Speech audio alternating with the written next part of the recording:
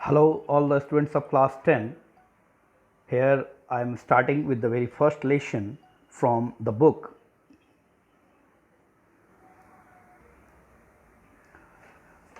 Here we are starting with the very first lesson from the book, First Flight. The very first lesson named Letter to God. It's about a farmer from a small village who wrote a letter to the God, and what happened to him we will get to know. So, I am starting the story, listen to me and follow me. The house, the only one in the entire valley, sat on the crest of a low hill. वह घर जो पूरी घाटी में इकलौता था, वह एक छोटी सी पहाड़ी के ऊपर बना था.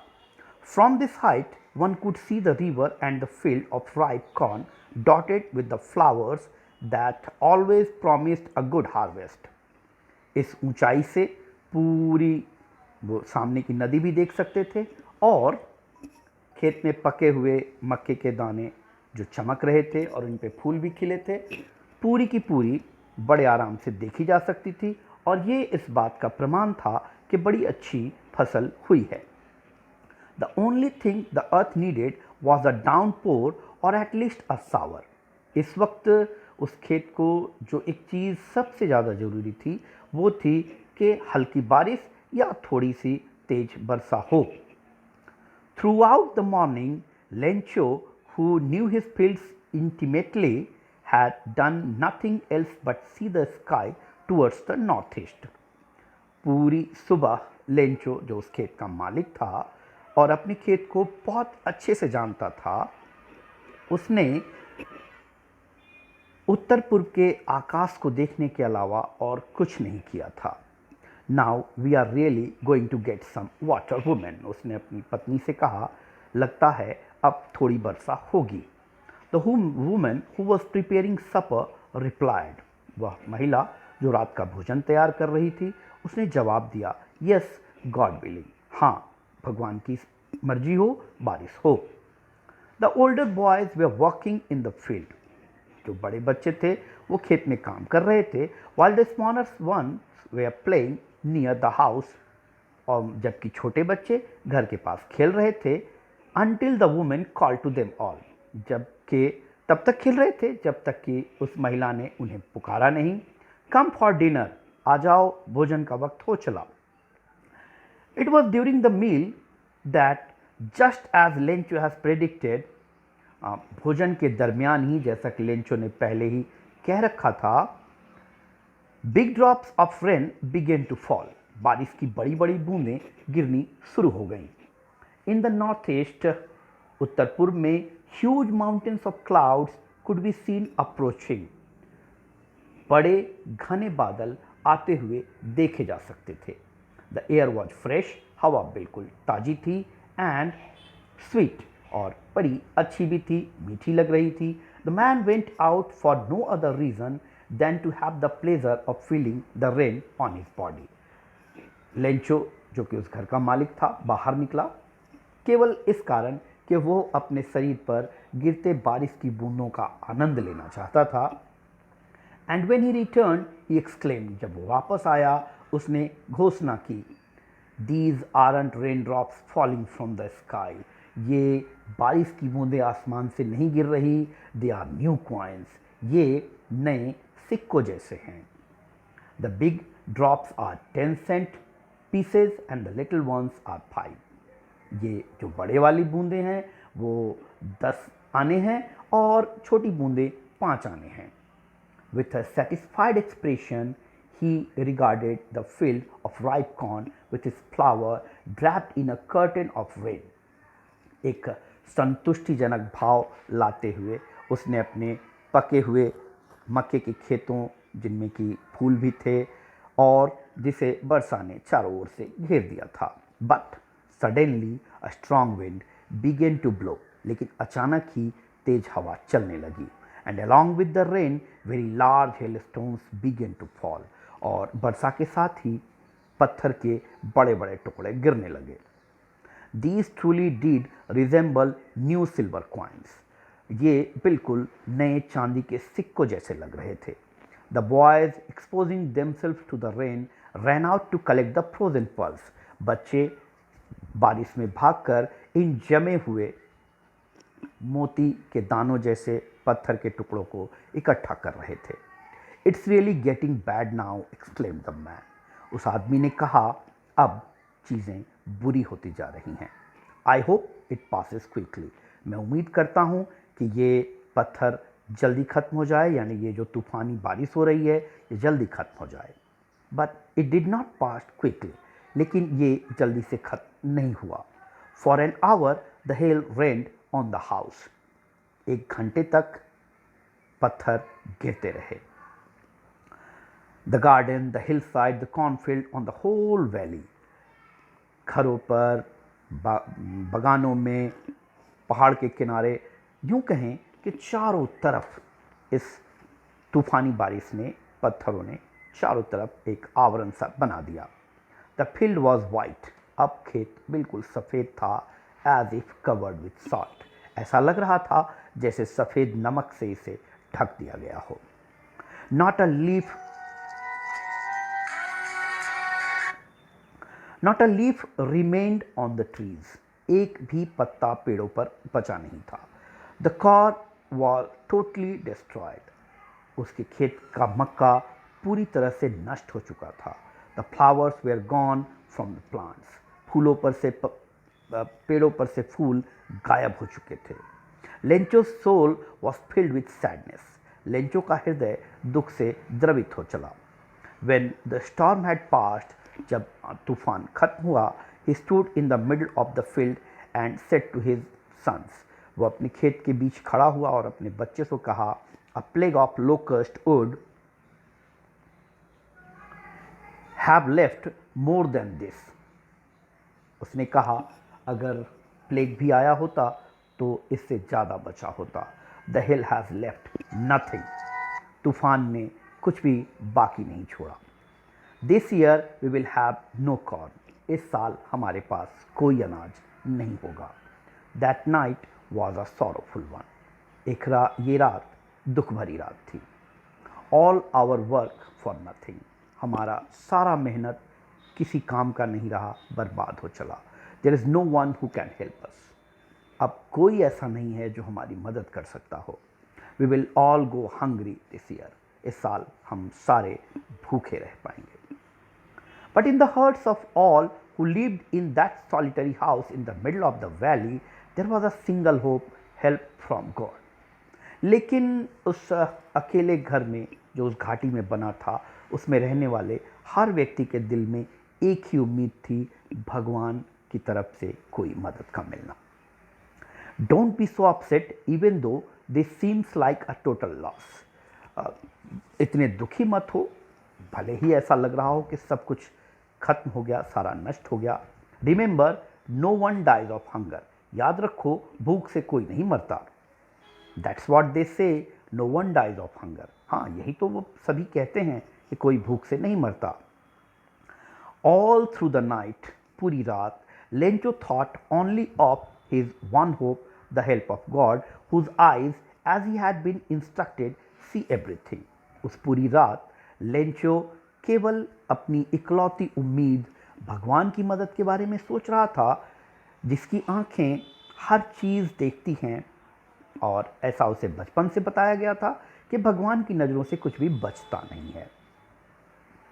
Lencho was an ox of a man, working like an animal in the fields. Lencho इंसान के रूप में एक बैल जैसा था, जो जानवर की तरह अपने खेतों में मेहनत करता था, but still he knew how to write. लेकिन फिर भी उसमें और बैल में ये फ़र्क था कि वो लिखना जानता था।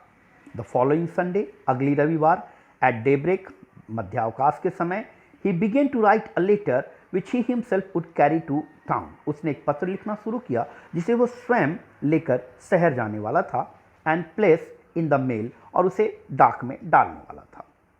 It was nothing less than a letter to God. ये एक भगवान को लिखे पत्र के अलावा और कुछ भी नहीं था। गॉड, ही रोट, उसने लिखा, भगवान, if you don't help me, अगर आप मेरी मदद नहीं करते, my family and I will go hungry this year, मैं और मेरा परिवार इस साल भूखे रह जाएंगे। I need 100 pesos in order to sow my field again. मुझे 100 पेसोज की ज़रूरत है जिससे कि मैं अपने खेत में दोबारा बीज डाल सकूं, and to live until the crop comes, और जीवित रह सकूं जब तक कि अगली फसल हो। बिकॉज द हेल स्टॉर्म, क्योंकि तूफान ने सब बर्बाद कर दिया। He wrote to God on the envelope, उसने लिफाफे के ऊपर लिखा भगवान को समर्पित। पुट द लेटर इनसाइड, चिट्ठी को उस लिफाफे में रखा। And still troubled went to town, और भले ही कितनी भी मुश्किल में रहा हो शहर चला गया। एट द पोस्ट ऑफिस, डाकघर में, he placed the stamp on the letter, उसने चिट्ठी पर एक डाक टिकट लगाया। And dropped it into the mail box, और उसे डाक के जो बक्से होते हैं, डाकघर के बाहर आप बच्चों ने देखा ही होगा, लाल रंग के वो बक्से होते हैं जिनमें कि चिट्ठियां डाली जाती हैं, तो उसने भी जाकर वो चिट्ठी उसमें डाल दिया। वन ऑफ द एम्प्लॉयज, उनका एक कर्मचारी, हु वॉज अ पोस्टमैन, जो कि एक डाकिया था, and also help at the post office, और जो डाकघर में लोगों की मदद भी करता था, went to his boss laughing heartily, showed him the letter to God. वह अपने जो अल्टीमेट बॉस थे, यानी उस डाकघर के वरीय पदाधिकारी थे, उनके पास ले गया और ठठाकर हंसता हुआ उसे भगवान को लिखा गया वो पत्र दिखाया। Never in his career as a postman had he known that address. अपने पूरे जीवन काल में उसने कभी भी इस पते के बारे में नहीं जाना था। द पोस्ट मास्टर, डाकघर का जो पदाधिकारी था, प्रधान डाकपाल था, अ फैट एमिएबल फेलो, ये एक मोटा तगड़ा इंसान था, ऑल्सो ब्रोक आउट लाफिंग, वह भी हंसने लगा। But almost immediately he turn serious, लेकिन जल्दी ही वह बहुत गंभीर हो गया।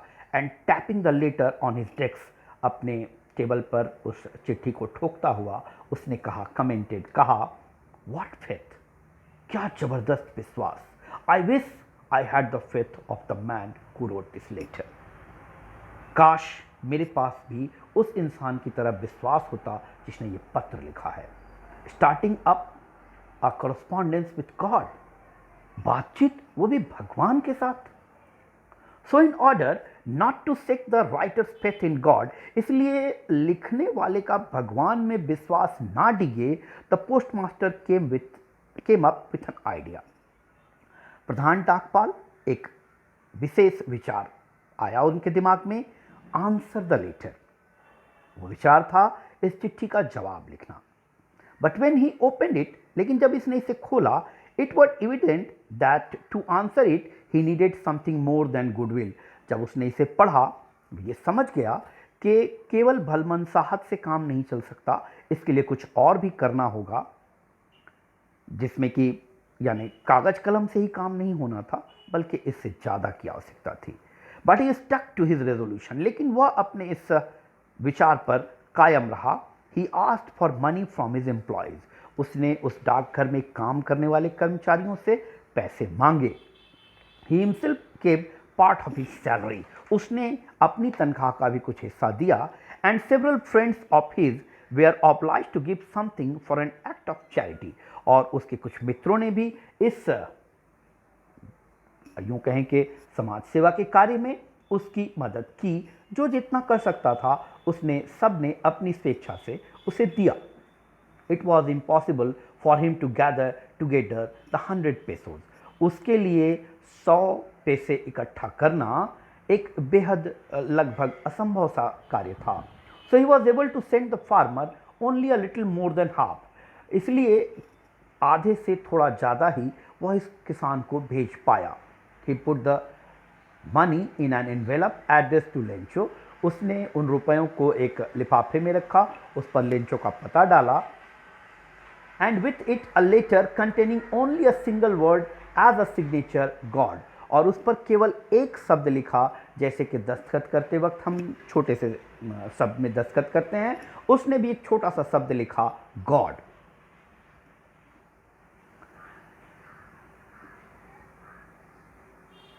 The following Sunday Lencho came a bit earlier than usual to ask if there was a letter for him.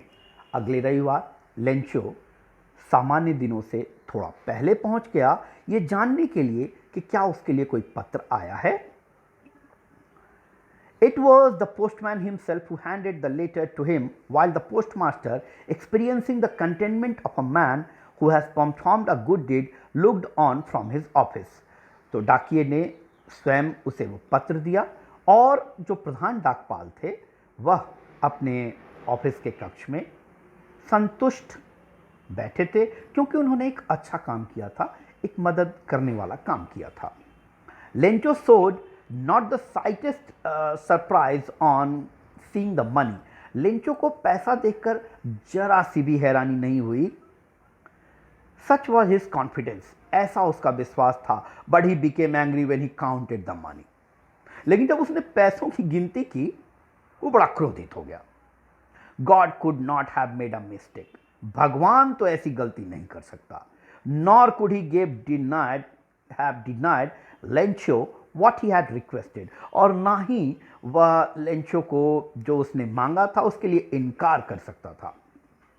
Immediately, तुरंत ही Lencho went up to the window to ask for paper and ink. इसलिए Lencho डाकघर की खिड़की पर गया और उसने कागज और इंक यानी कलम दवात मांगे.